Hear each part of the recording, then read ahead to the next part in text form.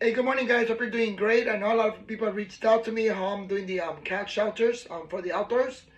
So just to tell you a little, basically the way I do it. I mean, everybody does it a different way. There's a million ways to do it, and it also depends a lot what part of the country you're at. I mean, we're in California, and our cold is not that really cold compared to Michigan cold.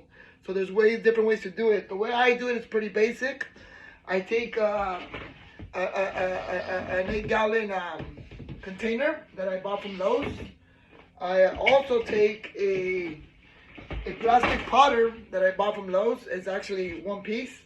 So what I do is I cut it either with a saw or something that's pretty safe. Like I said, I always wear gloves. I always safety precautions when you do this. I went ahead and cut it with the saw. Once it's cut, what I do is I go ahead and I either trace it this way, or I have an exemplar that I already use to create the circle. So once I do the circle, when I draw it out, what I do is I take a drill. I take my drill, and all I do is I drill 3 holes, which is 1, 2, 3, or maybe 4. And the reason I'm doing that is because the second tool that I use is called a Swiss M1. It's actually like a metal cutter, and it cuts fairly well around plastic. So what I do, I put it in here, and then I just start cutting away. Cutting around the whole circle. Once I have the whole circle, then what I have to do is take the top of the potter, which is 8 inches, and put it right through the hole, and it creates a pretty sealed all the way around in case if it rains. So this is what you're gonna have the outcome of it. So what I do also, I'll add tape around this, around the lip of the potter, just because it's a little rough. The last thing I want is for a feral cat to be injured. So that's what I will do.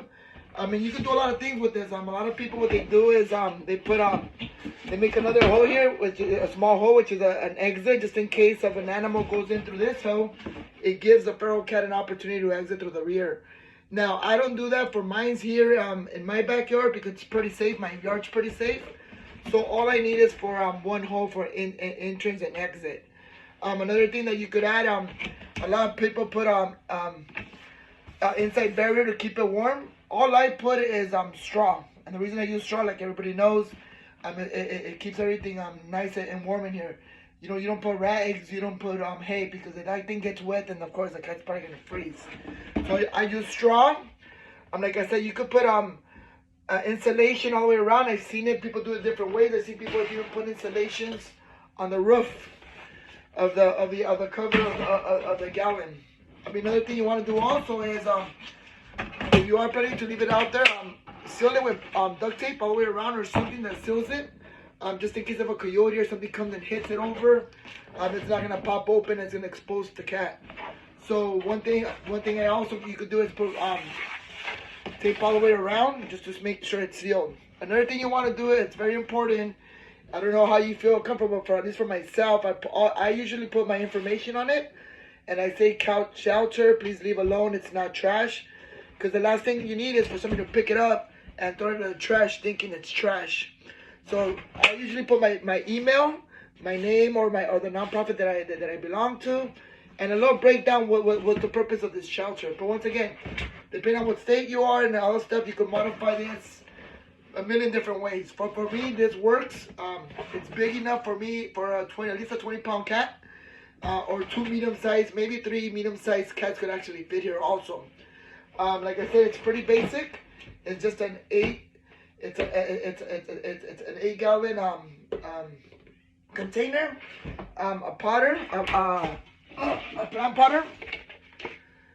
Just cut it in half. The tools that I use is a saw, a drill, of course a marker to draw, and then these grips that I use, and of course duct tape. And with that said, I use these because these are the tools that I have. I'm pretty sure a lot of you guys have a lot of better tools than I do, but this is all I have.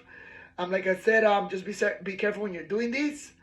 I hope you guys enjoyed this video. Like I said, I'm not a big video person, or at least I'm not professional at this. But a lot of people did ask me how am I doing these particular shelters, and that's the way I'm doing them. And by the way, it usually costs us anywhere from like $20 to $25 per shelter. I mean, right now I'm doing some because I'm gonna be donating. But I mean, like I said, if you have a an indoor outdoor cat. These are great to have in the backyard. Keeps them dry. Or you might know a community cat that might need one of these. And also make sure you put them in a secure place. Unfortunately, not everybody's on the same page with our animal rescue, as you guys know.